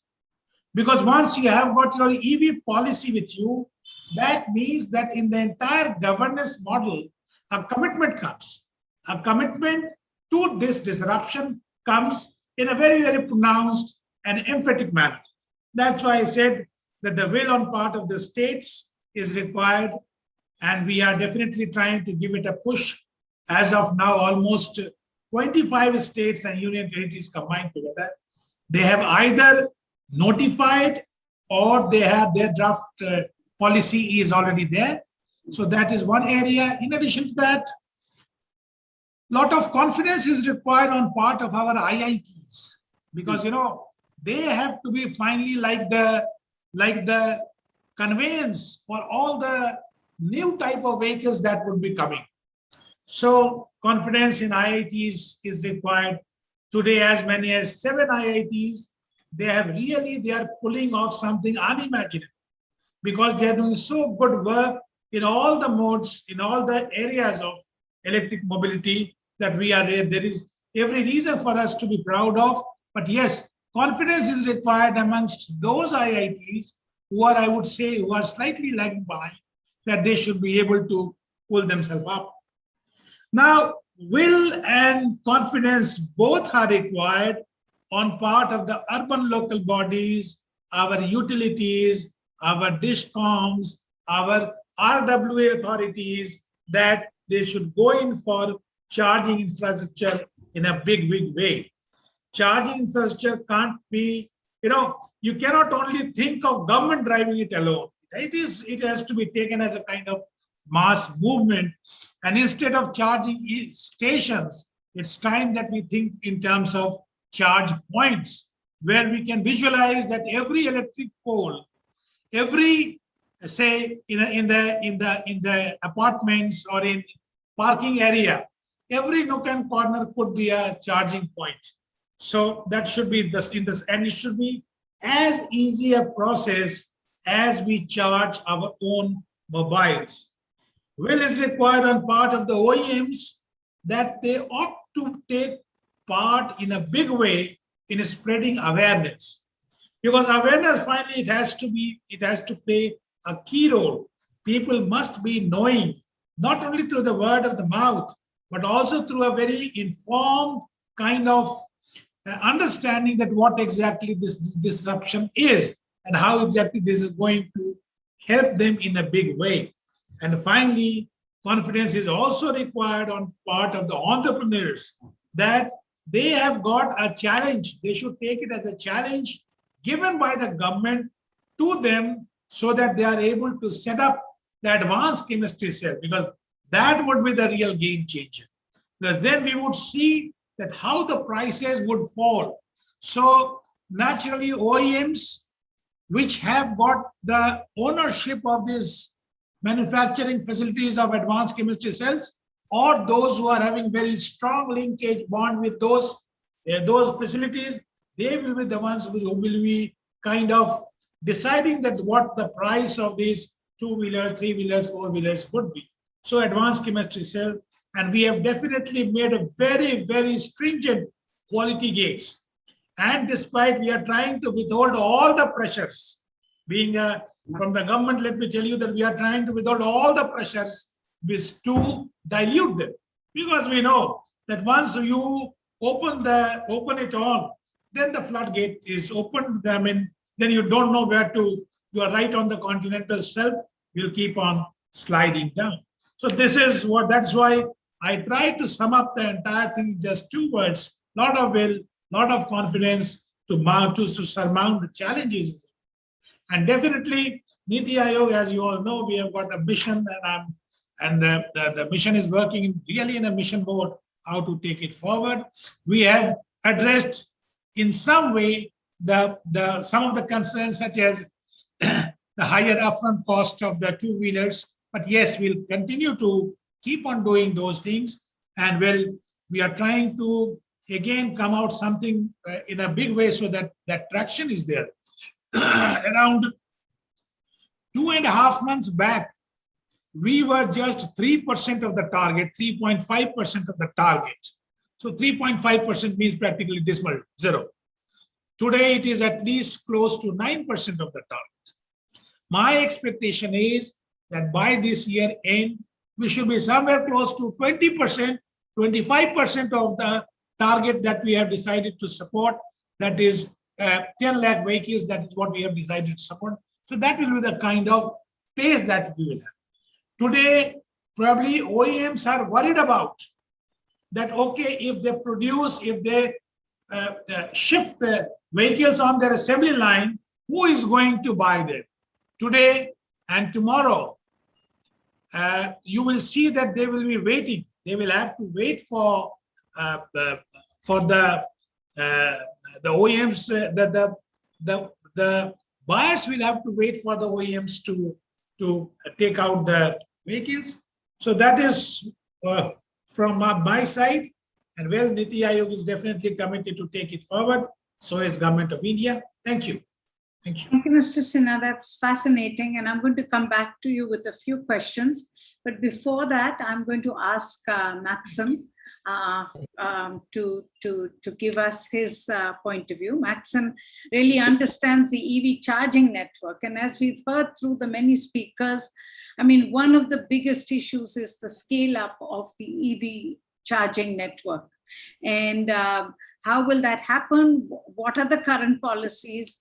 And what does he see as some of the game changers that are needed to scale it up? Maxim? Right. Thank you so much. Thanks for this opportunity to speak about EV charging. And in that perspective, I go back in time to 2019. Nidhi, myself, Mr. Mohan, we used to talk about EV, and that time people used to say, what is the electric vehicles? Today, we are talking about a time when people are asking, hey, they're considering electric vehicles. And I'm looking forward to next year when they will say, why should I even think of an ICE vehicle? But the transition is happening, and brilliantly, we are right in that point, in that cusp of the transition happening. And it's interesting to see the kind of calls you get on a call center asking us which electric vehicle should I buy. They no longer ask, how does it stack up in terms of other vehicles? That transition is very interesting. Having said that, we have, as a company, Magenta has also learned, we started in 2017, and since then, Magenta has learned, the industry has learned, people are learning. And it's in that context, what is happening in the EV charging space. So I'll just address 2 or 3 of those at this point in time. One was the issue of the protocol. Nilay mentioned about it, and I'll address that slightly differently on the 2-wheeler and the 3-wheeler protocol. But the 4-wheeler protocols are already in place. We don't have to think about which of the 5 protocols globally we are going to India going to chase. It's set. We know it's here, and while there is no official stand, I think the OEMs and the industry has decided for it. On the 2-wheeler, I mean, I really appreciate Nilay and his team having built up a protocol, but we in India have an opportunity of a lifetime. It's a global opportunity. I mean, there is no other country which has so many 2-wheelers and 3-wheelers down on the road. And when that hits India, we can define the protocols which the globe should take up. So I think that's something which we need to, which is lacking at this point in time. And I think there's a wait and watch kind of thing happening. And how that affects us as an infrastructure player is, today if someone were to say, listen, can you put up a charger in such and such place? My only mandate is to think about the utilization for a 4-wheeler. But in terms of a two-wheeler, while not too much charging is going to happen because people will charge at their homes, etc. But still, my ability or any charge point operator's ability to invest without a confirmation on the protocol, that's a bit dicey. So I think that last piece of the puzzle on two-wheeler and three-wheeler charging is important. But what's happening is there's a lot of solutions which are coming to play, and we as a company don't believe that you can copy-paste international solutions to India. Heat, humidity, harmonics, and lumens, all four aspects. You will need to develop charging solutions, and we are doing that. And just mentioned, I was very happy to about the fact that why cannot every electric pole become a charging point? In 2019, along with HPCL, we introduced a product called as a charge grid flare, which is a street lamp with integrated EV charging. The very good point is we don't need large charging points. It is not about huge DC chargers. It's a plethora of small chargers across. So that transition is happening. People are understanding now it's not about huge fast chargers. Not everyone is traveling on the fly every time. People are stopping their vehicles either at their homes or at offices or at parking lots and malls, which are all have the ability to provide charging. Just that it's a matter of these network of charging systems to fall in place, which is also a low-cost charging solution. So what's happening right now, the way I look at the industry is, especially from an EV charging space, there's consolidation which is happening on the protocol. There's thinking which is happening on the protocol for two-wheeler, but I would still urge the government and policymakers to start thinking on one aspect, not to make policies which are for today. Relative put across the point. People, when they buy a vehicle, they buy it for the next 5 years, 10 years. They don't want to have that mental decision point where what is going to happen in 5 years. They would rather have a confirmation saying, hey, listen, this is going to stay, I'm going to use it, protocols are not going to change. So I think any policy, be it from a protocol perspective, be it from the cost of the charging, be it the delicensing, all of these will need to start thinking of how this entire plays, how this is going to play out in the next 5 years, rather than how is it playing out in Europe today. And this presents us all, everyone on this panel, everyone who's talking and thinking through this, to kind of define where this is going. There's an important point I would like to state out as, and Magenta is part of it, is as far as the government, I'm amazed with the kind of support that the government is giving for EV in different ways. I mean, it's not only central government, now state governments are doing that. But not many people know about the FAME 2 policy. It was not only restricted to the vehicles, that's part A. But there was an element of the FAME 2 policy which was for deployment of electric vehicle charging infrastructure. Unfortunately, we are one of the companies which is deploying that in around 34 cities under the FAME 2 policy, close to around 2,900 chargers, a mix of DC chargers and AC chargers. So that's actually happening as we speak. And as a company, at this point in time, yes, I mean, I'm just giving a very overall number, is around 4,000 chargers are under deployment. Which means that's a huge number, and not because that gives us a confidence that, hey, listen, next time someone is buying an electric vehicle, he does not need to think about charging infrastructure. He would rather buy that vehicle, talk to the OEMs, get the best vehicle which suits his requirement. And to answer to the question whether the private players are participating in this entire infrastructure build, I think people have moved away from the fence and taken their positions. Even in charging infrastructure, at least they have taken positions, they're not deployed. But we are seeing that Magenta is just one of the companies. There are a lot of other companies which are getting into the infrastructure. So it's becoming a very interesting place. I am wishing that the next year, in the next 6 to 8 months, when things start opening up in this big space, we are not going to go back to the old petrol diesel vehicles. It's all going to be electric vehicles. So I think this is an opportunity that we as Indians have. I'm very proud to say that we all our charging solutions are made in India, made for India, and now for the globe. And it's a time. There's one point around collaboration that I want to pick up.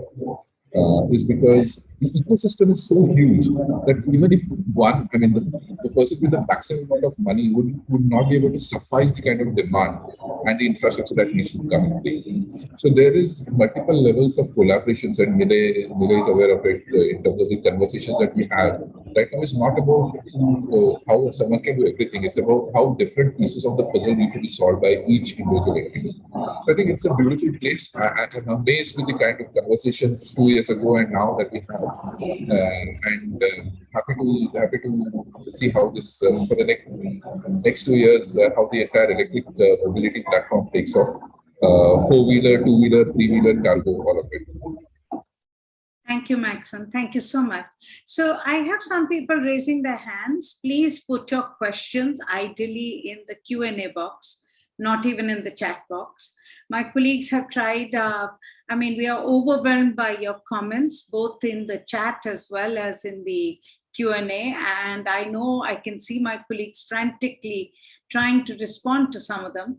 But I want to keep this conversation. There are 2 or 3 big questions that have come up, which I have heard a lot every time we discuss e-vehicles. So what I'm going to suggest is let me put those questions to panelists, and whoever wants to answer them, we can take them. Then I want to go back to the big issue of how do we scale up? Where are the big challenges today? And is there a need for a mandate or not? And I want to push both Mr. Sinha and the other speakers on that issue. So the first issue that many people have asked, and we should do justice to it to reply, is really the whole issue of battery and the hazards that batteries pose, and whether we have designed policies for waste management, or we will go from one problem to another. And it's an important question because we should be mindful of this. Otherwise, and it's related also to the question of clean in energy, that if you have electrification using dirty coal, is it clean, or have you just exported the problem from Delhi to wherever else the coal-based power plants are? So the issue of clean and what that definition of clean electrification is something a lot of people have asked. Can I ask who in the panelists would like to take this on and respond to? Anumita, would you like to respond to this? Who else? Anyone in the panelists, if you can put your hands up, I will just ask you to respond to this briefly. Yes, Mohan, please. Yeah, it's an interesting question, Smita. So yes, we understand since we are promoting electric mobility, so one of the main component remains the batteries. So what will happen once the life of the batteries have reached its last stage? But here I think we need to understand the electric mobility. I think once it reaches 70% of the life, which is normally recommended for electric vehicles, this is a second use application which probably one could look at. So once we have 70% life is being consumed by the electric vehicles, so probably we could look at using those batteries for other applications like the storage application, integrating the RE sources. So there are other applications which probably one could try to do so while ensuring that these batteries remain in the system with proper application. The second point which I would like to make here is, so although we see we think that the batteries would completely become obsolete over a period of time, but here, since we're using the lithium-ion batteries, so we could also look at doing a reconditioning of those batteries, where probably we could recondition those batteries and make it appropriate for second use in the electric vehicles, or maybe for some other storage application. And maybe we could look at using the same the electric car batteries for some other application where such the load or the range is not so essential. So application would differ, but largely I think there has to be a disposal arrangement in place. Definitely, once all these applications have reached an end of the life cycle. I think recycling will come up in a big way, since we are planning for a gigafactories at the national level. This would try to address these recycling issues to some extent for a period of time. Thank you, Mr. Mohan. But I think the bottom line is we should design them today. We should think about them today and not as a consequence of the transition. Anumita, anyone else who wants to add to this issue? Let me just add my point of view here, because I am very passionately been pushing the whole issue of clean coal, because clearly we need to make sure that our thermal power plants become clean. Ideally, we would like to do clean electrification, which means electricity also from very clean sources, which is ideally tidal or renewable. However, given the reality of India, we recognize the fact that we will have electricity that is generated from coal-based power plants for some time, even though a number of people have asked, why can't we have strategies that rooftop solar systems are linked to the battery, to the recharging systems, which would be ideal, and maybe someone can answer it. But the fact is, if you're talking about clean electrification, we in India have the reality that it will be based on coal. But that also means that we must have clean coal. And that's where we have seen that the coal industry has put, or the thermal power industry has managed to push back. And the standards that should have been implemented in 2022 have now been postponed indefinitely. Now, that does mean that we are talking about electrification, and we are talking about clean vehicles, and they will be a big advantage of hotspot cities like Delhi and others, because local pollution will go down. But we cannot say the same in terms of countrywide, because we would have exported the problem from Delhi to other regions where maybe the poorer parts of this country. So that's clearly something that we should keep pushing and arguing for, because otherwise we have an incomplete journey that we take. Okay, let me take the other big question that has been raised, and then I'm going to come back to the core issue. One other big question that has been raised, which is fascinating, has been the issue of retrofitting. Now, retrofitting as a strategy, and that linked also to the scrappage strategy policy that the government of India has just put out. I mean, our experience of the CNG transformation was that we got new CNG buses, but also, in spite of the enormous challenge of retrofitting a diesel to CNG, we did manage to get that retrofitment done. And that scaled up very quickly. Now, given the fact that electrification of old vehicles should be an easier proposition, is that something that there is clear? Is that an opportunity? I didn't hear anyone talk about it. It's a question repeated many times, both on the chat as well as on the Q&A. And can this be linked to the scrappage policy, or is it already linked to the scrappage policy, so that you could actually transit your vehicle without phasing it out? Who could take that question? Neele? Yes. Okay. So I'm not an expert on retrofitting, and I'll say that upfront. But I can try and link this back to what I was saying, right? The consumer is gonna take products which are better experiences for them, right? And retrofitting an existing two-wheeler. Again, remember the context of discussion over here. So I don't think we're talking about two-wheeler here as much as, sorry, Neele, I think it will be larger vehicles. So correct. Two-wheelers, I'm not sure is the real, I mean, there's also, remember the scrappage strategy is more designed towards four-wheelers and sure. To trucks and to tempos. And today we have a mandate from the Supreme Court in Delhi, for instance. I'm trying to look at those mandates that exist. And there is a mandate that says phase out of diesel and petrol vehicles. And so the question now, and the government of India has come up with a scrappage policy. And I'm going to turn actually this question to Anumita, because she is somebody who's looked at both the scrappage policy and the electric vehicles. So Anumita, do you see this as an opportunity? And talking to experts, do you see it even being a viable option to retrofit a current IC engine to an electric vehicle? And will it work?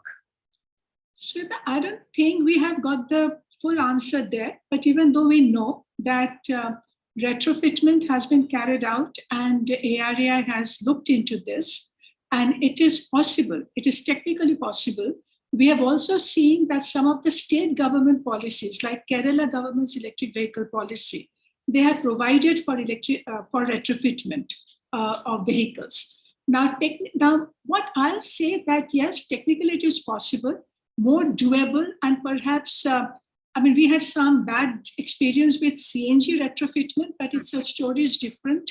As far as electric vehicle retrofitment is concerned, it has been carried out, but as we always say, that for that, it should not happen off the shelf, but we certainly require regulations and certification system to back it up. But surely it should be possible, because in CNG, we're moving from liquid to gas, yes. And that's obviously, and diesel. And we know there are agencies and companies who have done it, and they have demonstrated that it is possible. In fact, in Delhi also on a pilot basis, even a bus was retrofitted. So it is certainly viable and possible. Now we have to understand its wider application and what safeguards and certification systems we require for a scaled up implementation.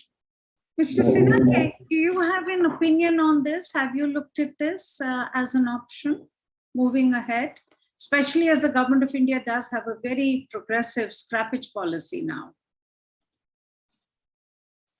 Yes, scrappage policy has already been announced. In addition to that, for both end-of-life vehicles as well as for the lithium-ion battery, a lot of study has been conducted by the government on how to make it a circularity on the circularity aspect of it, how to make it a part of the circular economy. As you rightly said, that one problem should not be leading us to still greater problems. So that is definitely there. That is there. As far as retrofitment is concerned, still we have to take a very, very conscious call that if we go in for it, of course, support is there, but support in the sense that permission is there. But whether we should take it as a kind of a strategy to for the faster adoption of vehicle or not, on that, of course, as of now, we have not been able to decide very clearly what should be the method.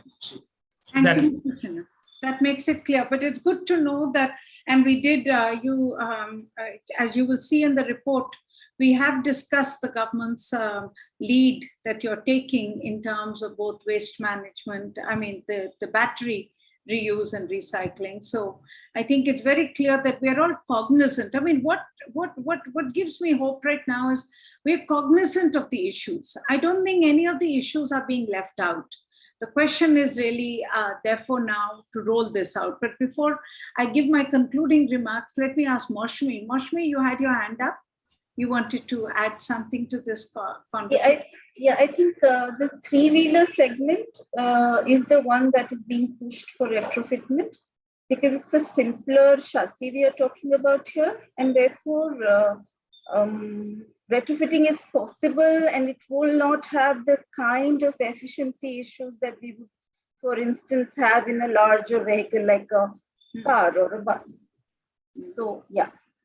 No, very interesting. And I think it's definitely, to me, it's a make in India strategy as well, that if you could do this and if you could do this quickly, I do believe that, in India, we hate to scrap anything, and scrapping is going to be a tough one in terms of material recovery.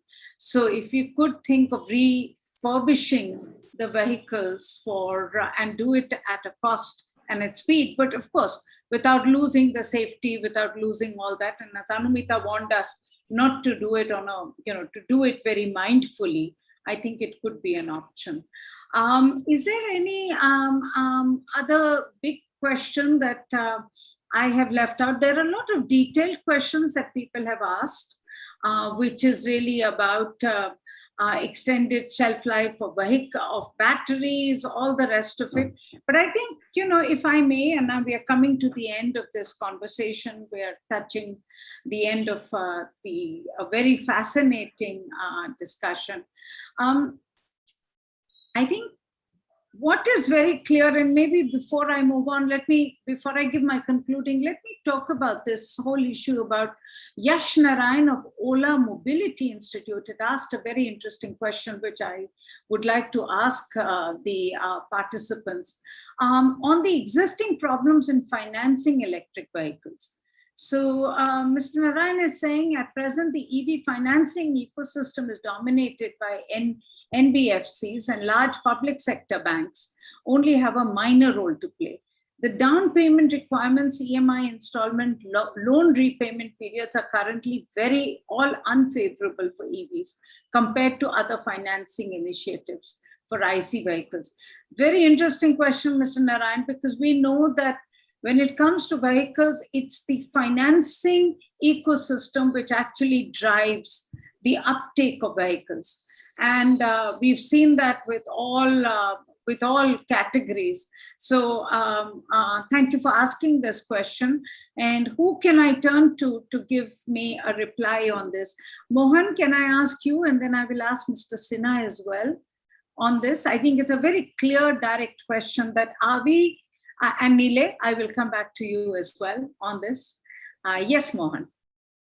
Yeah, few thoughts from our side, because if you see our earlier experience of leasing electric cars, we tried attempting some of the local financing option too, but since those options were not available at that point in time, eventually we built our own financing model to lease electric cars to the institutions.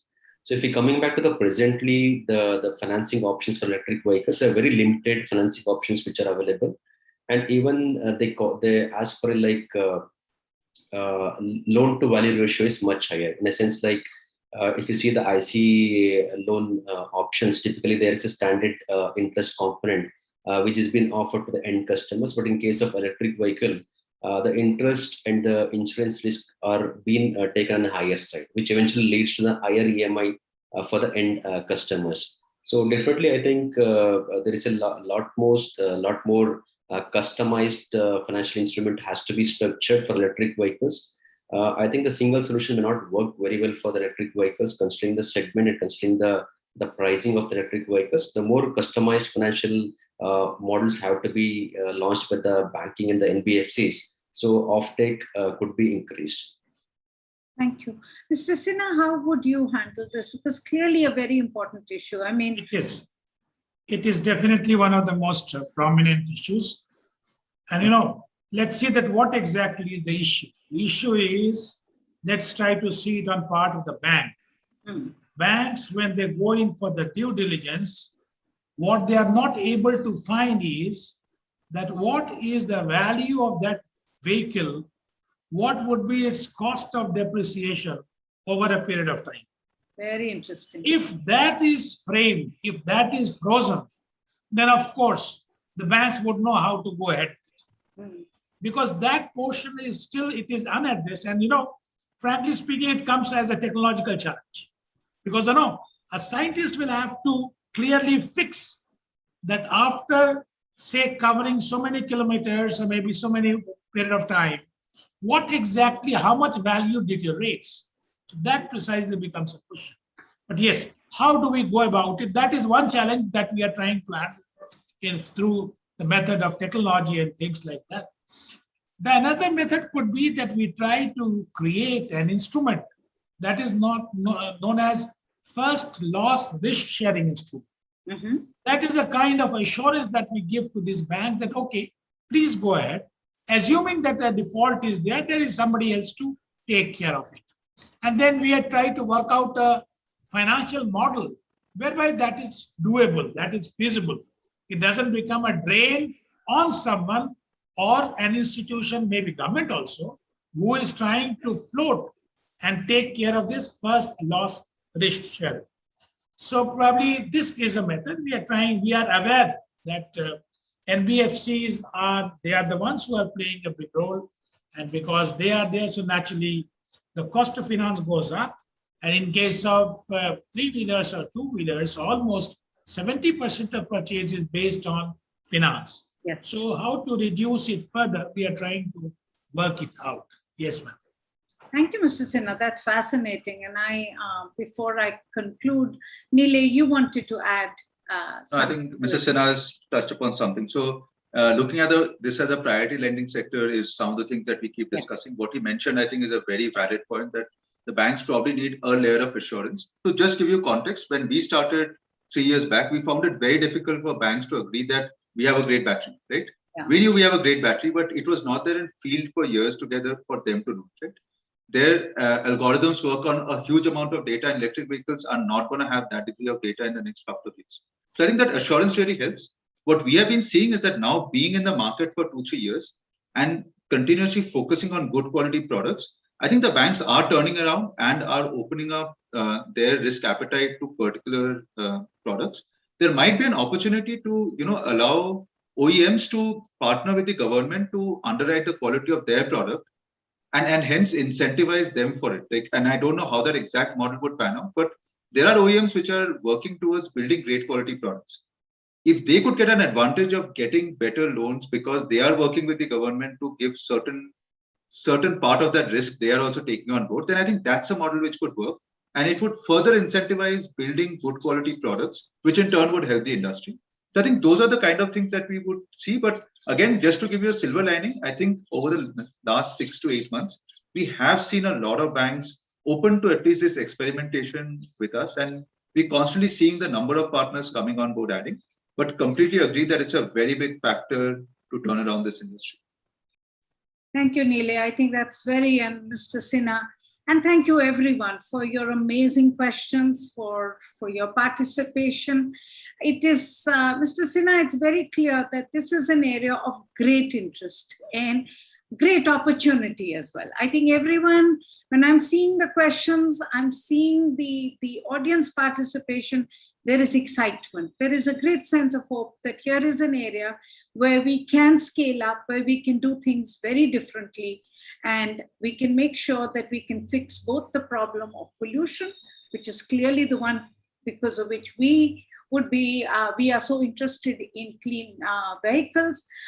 We can transform our mobility system so that we can target the transformation of mobility, because our problem has always been as environmentalists that we can push for buses, we can push for taxis, we can push for auto rickshaws, but if they're driven on diesel, then they create further problem, because the footprint of these vehicles, or the pollution footprint of these vehicles, because they travel large kilometers, passenger kilometers, is very large. So huge opportunity also to revamp and rethink mobility systems. I'm very excited about electrification, and I have to confess, not because of the car segment, even though that seems sort of the obvious one that people would look at. For me, the opportunity of electrification and e-vehicles is to transform mobility. That if you could think of a combination of our city is actually moving on the tram, which is actually, and the metro, which is ultimately your biggest electrified mobility systems, connected to e-buses, connected to e-autos, connected to e-bicycles. You're actually revamping, rethinking this, and at speed, you're really thinking about how you could deal with the twin challenge of both mobility, which is connected to economy, employment, and of course, air pollution. And then, of course, the whole issue of fuel security and energy security. I think the only last point that I would like to say, and I think, Anumita, you will need to work further on this, is that, when I'm hearing the full conversation, it is very clear to me, and quite honestly, Mr. Sinha, being old at this, I'm quite envious to see how different players are coming together with one voice. When we pushed the CNG transformation in the late 90s, 2000, it was a much more contested transformation. I think what you're seeing today is a greater acceptance. You're also seeing the critical questions being on the table. Nobody is denying the problem that is there. In fact, what I can hear everyone is to find a solution how to move ahead, which I think is very much part of the transformation for any new technology. when you were just talking about the financing ecosystem, Nilesh, Mr. Sinha, I was thinking of when we did CNG and how exactly the same question came up of the banks being apprehensive about the new technology being driven by a new fuel, which was an uncertain fuel, and whether they would end up supporting it. And the kind of effort we had to do to make it a priority lending, to sort of open up the banking sector to it, all the rest of it. I think these are all, they say God is in the detail. And when it comes to a transformation like this, God is definitely in the details. You have to work through every part of the architecture, the framework, and you can't just talk big, you actually have to talk small. Because only when you talk small and you talk the detail that you can actually walk big. And I think that's what I'm seeing happen here. The only part of the story that I'm still missing, and I still believe it's an important part, is the question of the mandate.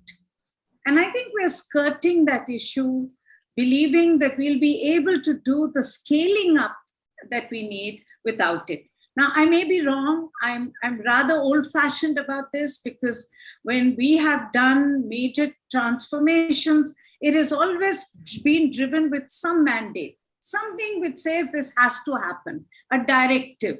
And maybe this transformation can happen without it, but I believe that is something that we should still try and secure, because if we get a mandate, it will make the various pieces of the puzzle that everyone is so much working on to move it at the speed and scale that we want. I mean, we should be a country that is not talking about this in small measures. We have not motorized yet. Our biggest advantage is we are not talking about replacing the current car fleet. We are actually talking about augmenting our vehicle fleet. We have not motorized yet. We have not got all the buses. The number of buses in our cities is pathetic. We need a massive augmentation. Now, we can absolutely do this at scale and pace, but I do believe that somewhere these pieces of the puzzle will come together if we can also drive that whole issue of how can we get clearer regulatory mandates to make sure this happens. But thank you very much for joining us, and thank you Anumita, Moshmi, Ananya, and Shubham and Sayan for the excellent report you have put out. It is now available, and I think we will continue to have a conversation on this, Mr. Sinha. So we will keep working on this issue further, and we will come back to each one of you, because now with this the first report for CSE always is a overview report. We've kind of put together everything there is to be said.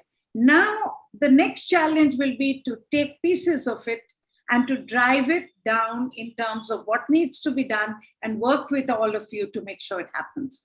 So thank you very much for joining us again, and we will look forward to our further interaction with all of you. Thank you. Thank you.